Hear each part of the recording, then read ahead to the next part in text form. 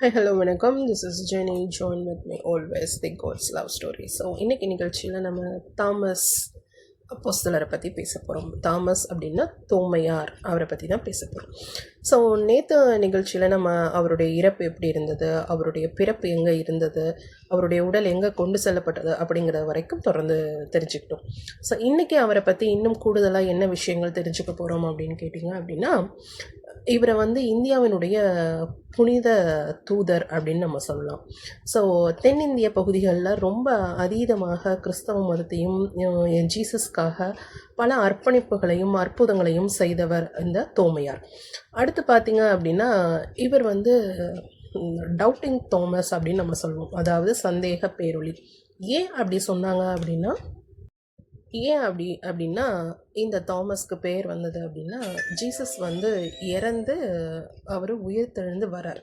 So அந்த உயிரோட ஒரு மனிதன் இறந்து பிறகு அவர் உயிரோட திரும்பி வராங்க அப்படின்னா எந்த மனிதராலையும் நம்ப முடியாது, அப்படி தானே? ஸோ அதே சந்தேகம் தான் நம்மளுடைய தோமையாருக்கும் வந்தது. ஸோ அதனால் அவருடைய சீடர்கள் எல்லாம் சொல்கிறாங்க, ஜீசஸ் அகெயின் கம்பேக் திரும்பி வந்துட்டார். பட் ஆனால் இந்த தாமஸ் மட்டும் அவருடைய சீடரான இவரை நம்ப மறுக்கிறார்.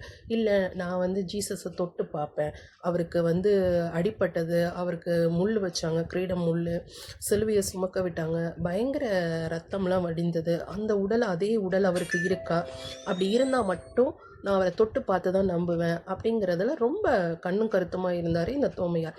அப்படின்னா எந்த ஒரு விஷயத்தையும் கண்மூடித்தனமாக நம்ப மாட்டார். அதாவது மூன்றாவது மனிதர்கள் சொல்கிறாங்க, இல்லை நமக்கு தெரியாமல் நடக்குது அப்படின்னா இவர் நம்ப மாட்டார். ஸோ தோமையாருடைய ஸ்பெஷல் என்ன அப்படின்னா, விஷயம் சொல்கிறாங்க அப்படின்னா அதை கண்கூடாக தானே போய் அதை அனுபவித்து பார்த்ததுக்கு அப்புறம் தான் அந்த விஷயத்தில் உண்மை இருக்கா பொய் இருக்கா அப்படிங்கிறதுல ரொம்ப தெளிவாக இருக்கக்கூடியவர் யார் அப்படின்னு கேட்டிங்க அப்படின்னா இந்த தோமையார்.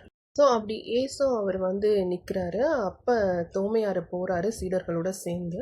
அப்போ ஜீசஸ் அவரை கூப்பிட்றாரு, தாமஸ் இங்கே வா அப்படின்னு கூப்பிட்றாரு. ஸோ உடனே அவர் காமிக்கிறாரு, இங்கே பார், என்னோடய க்ரூசிஃபிகேஷன், அதாவது நான் இறக்கும்போது எனக்கு என்னென்ன காயங்கள் ஊன்ஸ் எல்லாம் இருந்ததோ அதெல்லாம் என்னுடைய உடம்புல இருக்கா, அங்கே பாரு, அந்த ஓட்டை போட்டதில் நீ தொட்டுப்பார் என்னுடைய விழா எலும்பில் அப்படின்னு தன்னுடைய உடலை காண்பிக்கிறார். ஸோ அப்போ தாமஸ் ரொம்ப ஒரு பயத்தோடையும் ஒரு நம்பகத்தன்மை இல்லாமலும் தன்னுடைய விரலை அந்த ஜீசஸுடைய உடம்பில் இருக்கக்கூடிய விழா எலும்பில் அடிப்பட்ட இடத்துல கைவிட்டு பார்க்குறார். ஸோ கை வைத்து பார்க்கும்போது தான் அவருக்கு தெரியுது, இது உண்மையான உடல், உண்மையான சதை, ஜீசஸ் திரும்பி வந்துட்டார், இவர் தான் கடவுள், நீரே என் கடவுள், உன்னை போல ஒரு கடவுள் இந்த உலகத்தில் யாருமே இல்லை அப்படிங்கிற அந்த வார்த்தை அன்றைக்கு தான் உலக அளவில் பிரதிபலிக்குது. யார்னால அப்படின்னு கேட்டிங்க அப்படின்னா இந்த தோமையார்னால.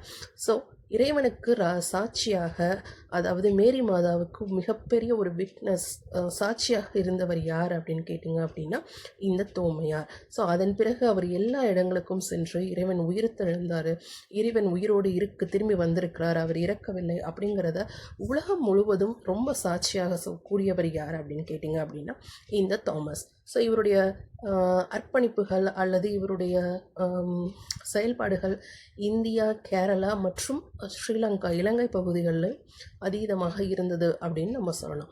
ஸோ இவருடைய பிறந்த நாளை டிசம்பர் 21 உலக அளவில் கொண்டாடுறாங்க.